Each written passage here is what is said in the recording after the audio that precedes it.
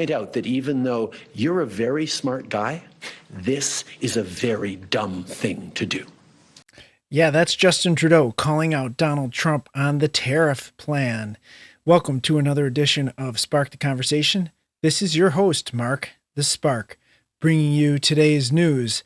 Today we're going to talk about further things that have happened with the New York State prison correction officer strikes, Pam Bondi finding more of the Epstein files. We've got a chip manufacturer coming to the United States to spend billions of dollars on the growth of our economy. We've even got more stuff about tariffs. We've got Karine Jean-Pierre resurfacing on The View to badmouth Trump some more. And we even have some discussion about Ukraine. So I appreciate you guys showing up. Don't forget to like, subscribe. This is a one-man operation, and I've got a little thing going on tonight, so we're going to do a condensed episode today. I hope you enjoy. Here we go. So let's get right into the talk on tariffs. So today, Donald Trump instituted tariffs on Mexico and Canada, 25% in either direction. Canada has fired shots back now, and they have said that they are going to impose equal tariffs on top of U.S. goods. Now, we saw Premier Ford, Ontario's premier, yesterday talking about the fact that they could cut off energy to the U.S. I think that is never going to happen. But Justin Trudeau is saying that he's going to continue after saying how bad the tariffs would be. He then said, well, I'm going to do the same thing to you. So tit for tat. Now, Donald Trump has come back even further saying, if you increase them to 25, then I'm going to add whatever you put yours up to. I'm going to add it on top of the 25%. So this definitely has the possibility to blow up. I really hope that Donald Trump knows what he's doing. There is a clip out there of Warren Buffett talking about, the effects that this could have, saying basically that a trade war or tariff war is basically like shots fired against another country. It's really hard to tell how all this is going to work out. I'm going to put faith in Donald Trump on this one. He is a strong businessman and a good negotiator. He has had pretty good results so far. So I'm just going to kind of sit back and watch on this one before I really take too much of a stance one way or another. But here is the rest. We saw the beginning clip on our opening, a piece of Justin Trudeau's statement on this. Here is the rest of that. Now I want to speak directly to one specific American, Donald. In the over 8 years you and I have worked together, we've done big things. We signed a historic deal that has created record jobs and growth in both of our countries. We've done big things together on the world stage, as Canada and the U.S. have done together for decades, for generations.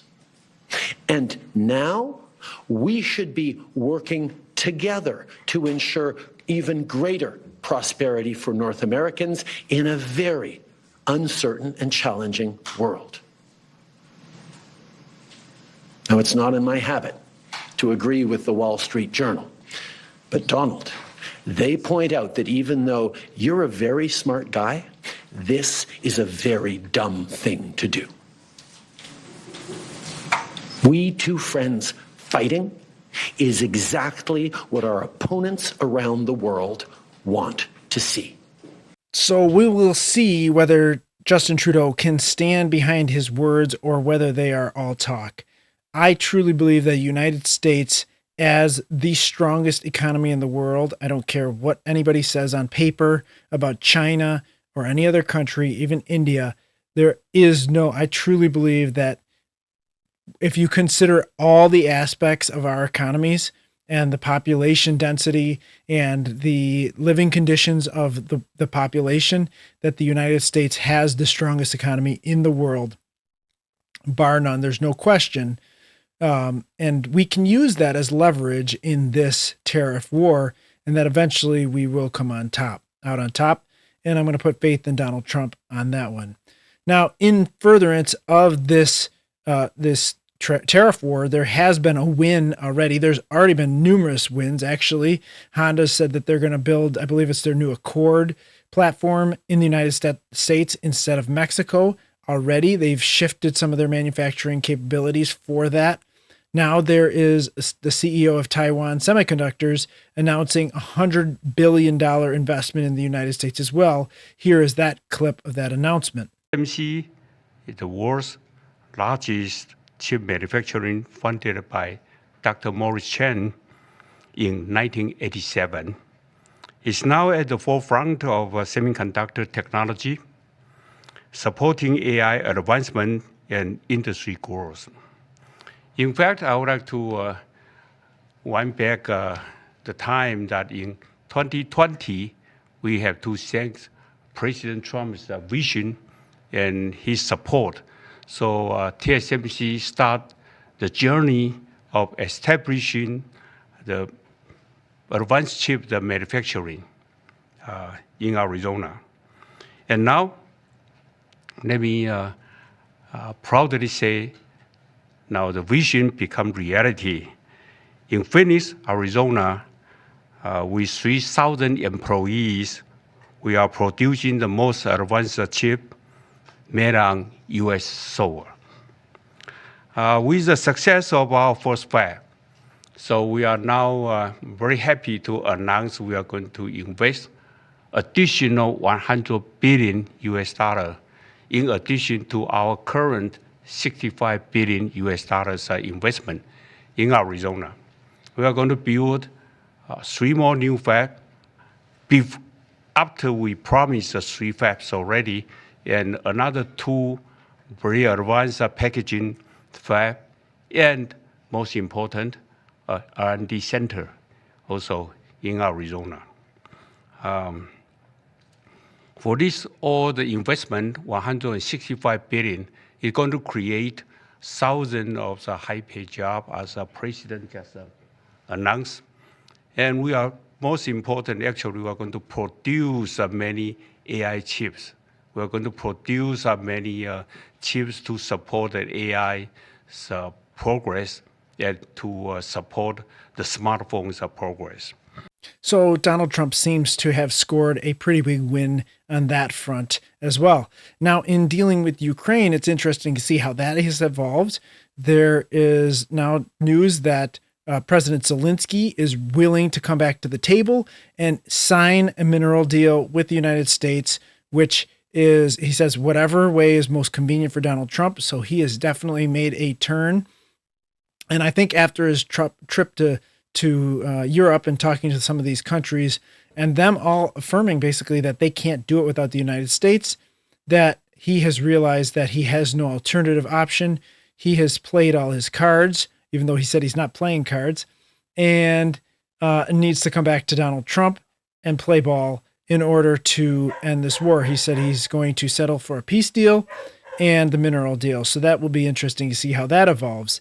Here's some discussion on CNN about the fact that, you know, even though these European countries said that the United States has invested less than them, which may be true financially, even though we are the biggest individual funder, I would say, in Ukraine in the war, especially non-European, because our stakes are not really that high in it, to be honest, that the European countries have actually given more money to Russia than they have Ukraine in the form of payments for energy sources like coal, oil, and natural gas, because all these countries have basically said, we're not going to do it here because they're doing all these green initiatives, which means just buying it from somebody else who's taking the oil out of the ground instead of doing it themselves, which is the definition of insanity.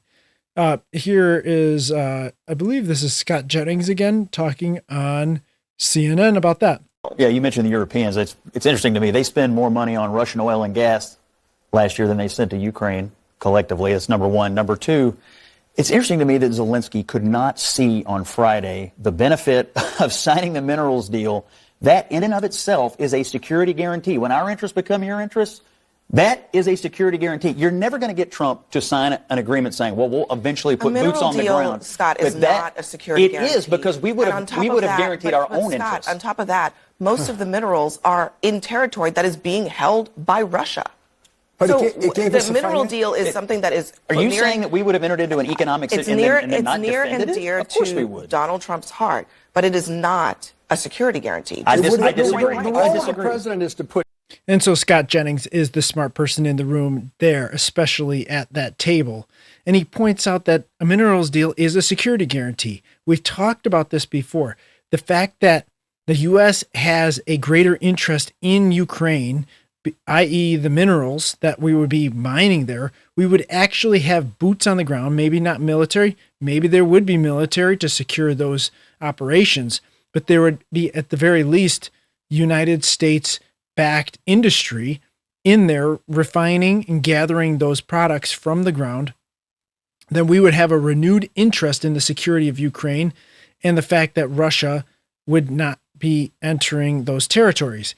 And Russia, to be honest, Putin understands that the United States is not to be messed with. That has been clear in all this. His fake warnings of using nuclear weapons has clearly been not real. He did not stand behind that. He never followed through with that, no matter how much support the United States gave. So those were idle threats. And Donald Trump, he knows that Donald Trump's not to be messed with. So that would just the thought and knowing that the United States had interest there would keep him out and secure Ukraine. It's one and the same. The minerals deal is the security deal for Ukraine. Now, there's statistics that came out today saying that President Trump has 52% support in his dealings with Ukraine. Now, Joe Biden was 22 points underwater on this, right? So he had less than 30% support in how he was handling Ukraine. And I would say that's a clear mandate. I mean, it's one of the things he campaigned on was how he was going to handle it, and he has followed through with what he promised. Now, there are some out there saying that Donald Trump didn't have a mandate. I've heard people saying that how he's handling Ukraine is not popular. I think these numbers are just from a few days ago that they show that the American public mostly does support how he's handling Ukraine. This is Karine Jean-Pierre, who's on The View, trying to claim that Trump has no mandate.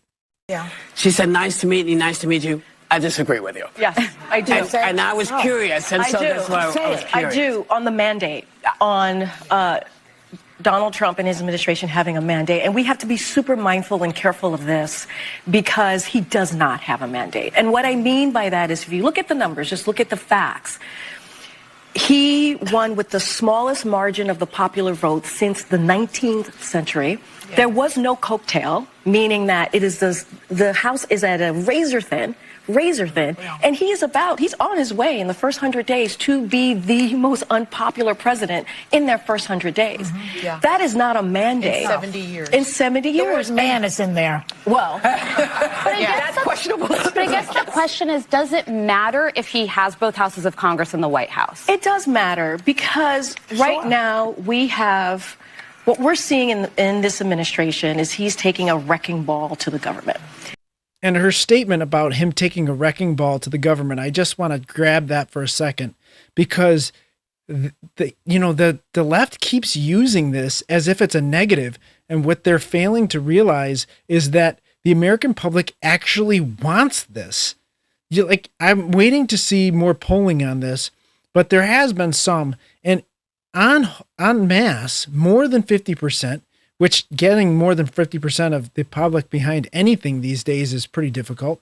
But most of the people have realized that, especially Doge, what they're doing is making the government leaner and more efficient. And that's what the people want, far and above. They want a leaner, more efficient government.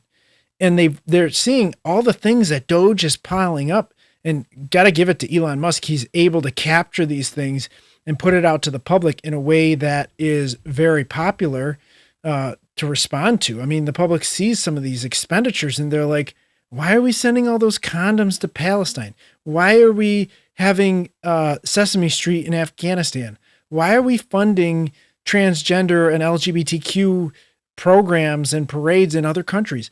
These are things that do not benefit me as a taxpayer, and I do not want my tax dollars that are being stolen out of my paycheck, because taxation is theft. I do not want these things taken, paid for with my money. And I think that is widely popular among the American people. So for her to make that claim and try to make it like a wrecking ball to the federal government is going to be taken as a negative by the American public. I think she is going to be sorely, sorely mistaken. So Pam Bondi came out a couple days ago. They came out with those binders. I think it was last week, that had some of the Epstein files, and they made kind of a big deal about giving it to streamers, but essentially it was a big nothing burger. There was nothing in there. And then it was found out that there should be way more files than a simple binder.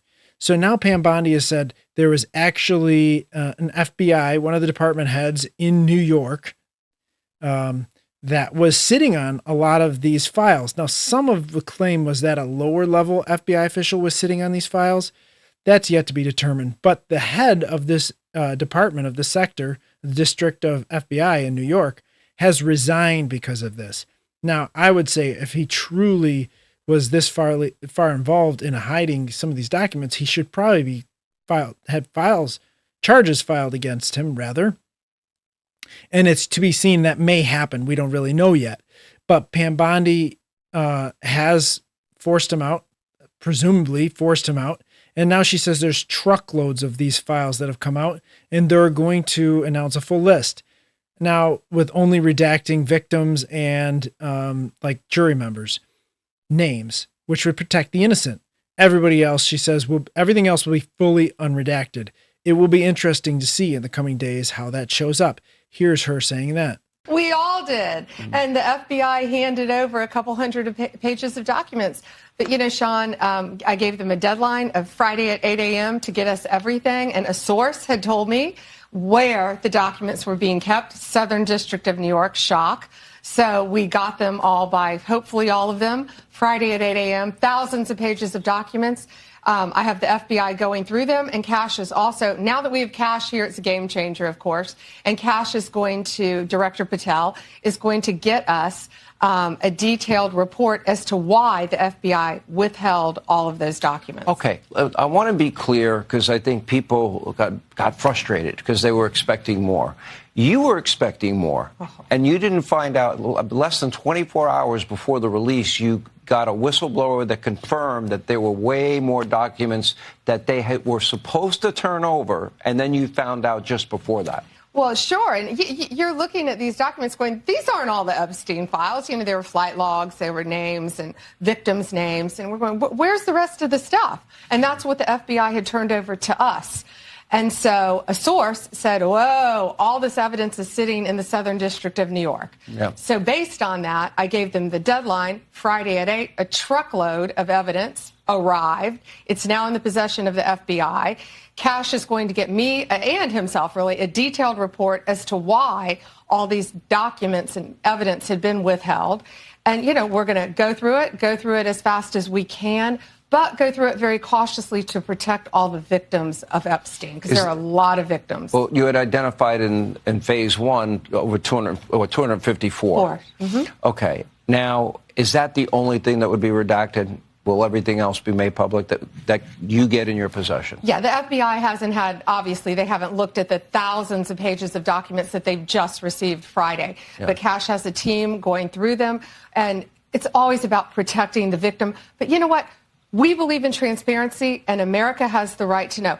The Biden administration sat on these documents. No one did anything with them. And why were they sitting in the Southern District of New York? I want a full report on that.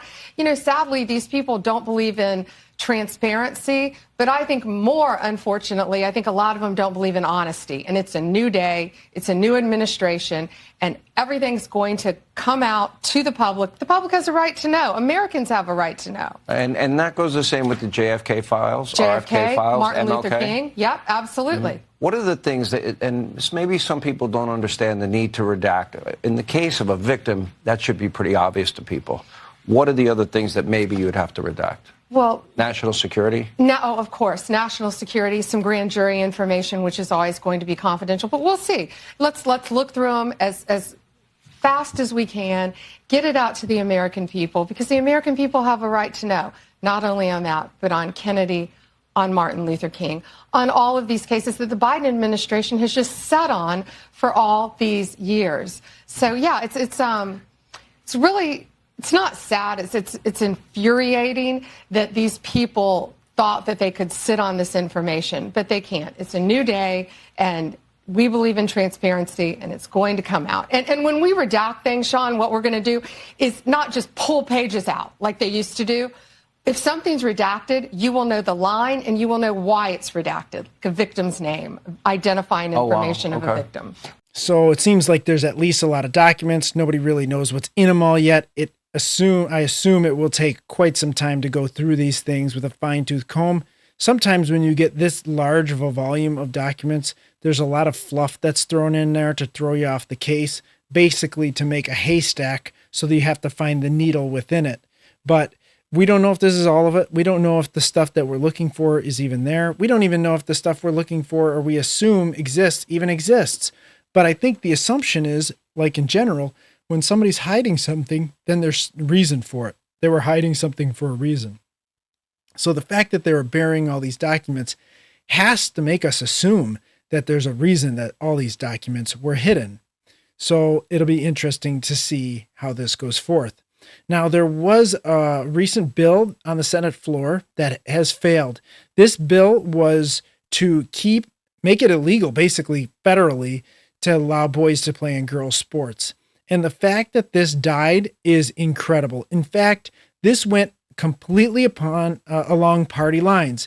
And I'm going to put up a list of all the Democrats that voted against this, so that if these are some of your senators, you know to vote against them in the upcoming next election cycle, because it's crazy. Again, this is an 80-20 issue. There has been recent polling on this. 80% of the country is against boys being in girls' sports. And it just makes sense, right? It makes sense why. But the left, for some reason, they can't get away from this. This is the hill that they've chosen to die on. And here's the list up here. I'm going to put it right in front of my face, and you can read it for yourself. It is incredible. Don't vote for these people. I mean, it's got to be done. So just crazy that this has been like I said, the hill that the left is going to die on. What do they think is going to happen? Like, they say, oh, this is such a small percentage, this isn't needed. Well, then why are you catering to them? Like, right? I mean, then it wouldn't be such a big deal to outlaw if it's such a small sector of the public. There are literally so many videos out there of girls being injured by big, strong boys or men, depending on the age level, who are playing their sports. There's a volleyball player got smashed in the face with a volleyball. There's a video out now of a basketball player dragging girls around the court because he's so much bigger and stronger than them. There's the pole vaulter that just came out. There's the track star that basically had to run against himself now in Maine because the girls won't race against him. And more power to them. Great courage on their part, for sure. I condone them, and I support their decisions to do that, even though I'm sure that was very hard for something that they worked very hard for. But again, if it's something they worked very hard for, then yeah, they shouldn't have it all taken away by a boy who just can't compete against other boys and decides the girls would be easier. And it's just sad. It's sad state of the nation that that's come to that in society. Now, I want to point towards the media, who is the corrupt establishment of this country. And maybe not necessarily so much the media that this applies to, as we've seen in many other clips, but this is like social media / the establishment left, right? And how they are always in sync with each other doing the same thing. And it's so cringe. I don't understand like why they all want to toe the line so much. This is something that's come out today. This is, I don't know if this is TikToks or some kind of shorts videos, but I'm going to play it. It's a montage. It's kind of crazy to listen to, but if you watch it and pay attention, the things I want to point out to, this is like a bunch of Democrats within government, mostly, I think they're all the federal government, and they're all holding basically the same microphone, that little probably a DJI or whatever portable mic everybody's using these days. They're all holding the same mic, the same way, saying the same thing with like an office background. So they're probably all in their office. Somebody maybe went down the hallway and gave each one of them a script and said, say this, right? But it's so cringe. Like, why would you do this? Here's the clip. When I win, I will immediately bring prices down starting on day one.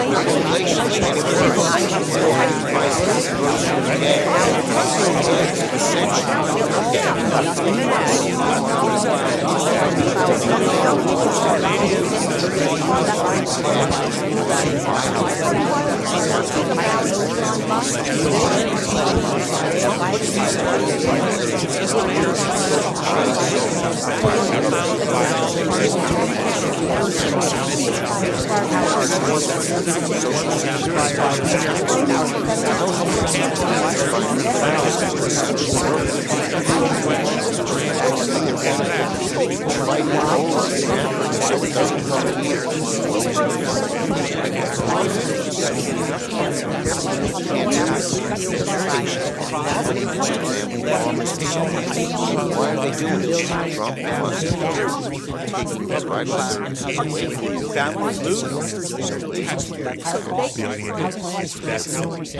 They're playing families off. That is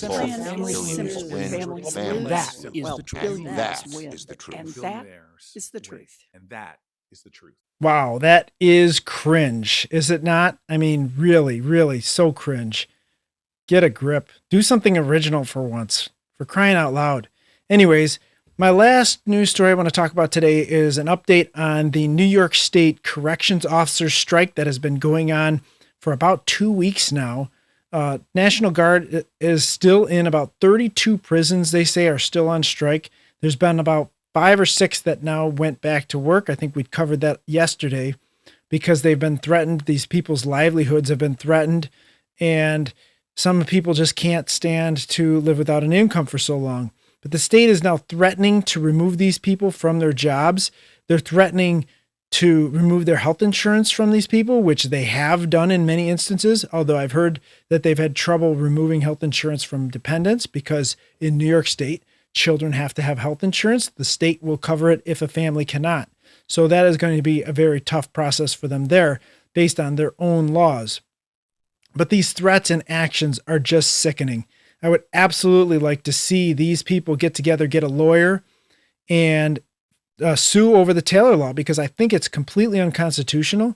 It's just that nobody's had the guts to fight it before or the standing to fight it because everybody's just basically abided by it blindly. But the Taylor law saying that certain groups cannot strike just because the state says so is completely unconstitutional. So a bunch of these corrections officers now, there's been reports from the numbers from 1,000 to 4,000 of these correction officers has taken their strike to the stairs of the Capitol in Albany in New York. And there's a video of them going around. And this is the clip of them all shouting, "Hold the line," which is amazing. Just look at this crowd. It's awesome. Hold the line! Hold the line! Hold the line! Hold the line! Hold the line! Hold the line!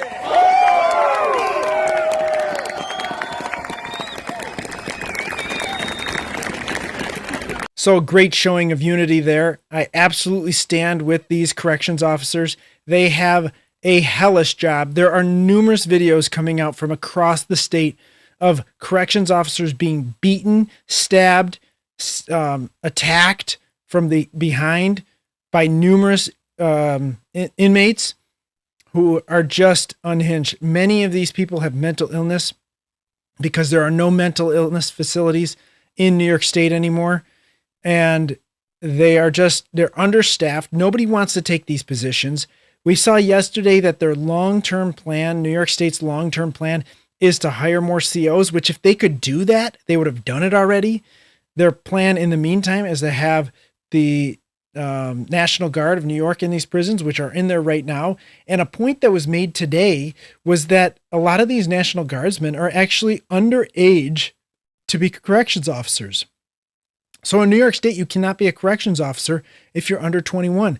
Many of these National Guardsmen and women are 18, 19, 20 years old. So now you've put people that you wouldn't even allow to be in these positions, untrained in these positions, to try to take care of these people. And it's crazy. It's chaos. It's dangerous. You've seen a lot of these National Guards people coming out say this is worse than they've dealt with when they've been at war.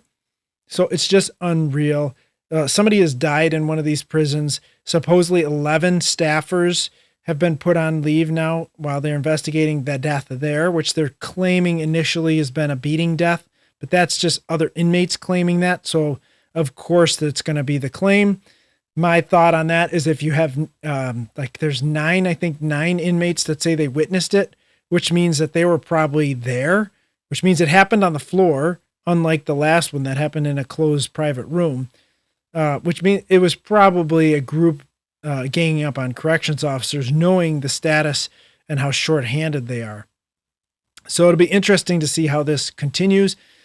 Of course, I stand with the corrections officers. I see unions being very weak in New York State because they're a one-party state that the unions support blindly, whether they're for them or not, which they're clearly not. I think it's completely ironic that this pro-union Democrat Party, I say that with quotes, this pro-union Democrat Party is completely busting the union, not allowing these people to be represented by their union, and trying to put them in jail and threaten them with anything they can in order to try to get them to work. So I think at this point, these corrections officers have pushed it so far, there's no turning back, which actually empowers them to continue this fight. So good for them. I stand with you, and hold the line. That's all I got to say. Anyways, that's all I got time for today. Thanks for tuning in. Don't forget to like, subscribe, share with a friend, leave a comment, and come back tomorrow for more. This is your host, Mark the Spark, and that was today's news. Don't forget to go out and volunteer for something important, and don't forget to spark the conversation.